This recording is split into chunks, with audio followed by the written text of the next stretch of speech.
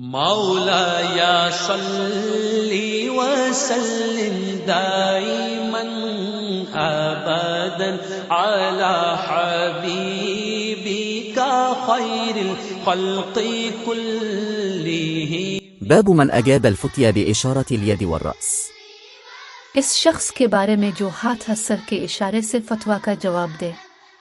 حدثنا موسى بن إسماعيل قال حدثنا وهيب قال حدثنا أيوب عن عكرمة عن ابن عباس أن النبي صلى الله عليه وسلم سئل في حجته فقال ذبحت قبل أن أرمي، فأومأ بيده قال ولا حرج، قال حلقت قبل أن أذبح، فأومأ بيده ولا حرج।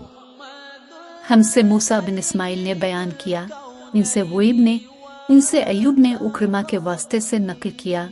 वो अबन अब्बास रज़ी अल्लाह अन्हुमा से रवायत करते हैं कि नबी करीम से अब के आखिरी हज में किसी ने पूछा कि मैंने रमी करने यानी कंकर फेंकने से पहले ज़बह कर लिया, अपने हाथ से इशारा किया और फरमाया कुछ हर्ज नहीं।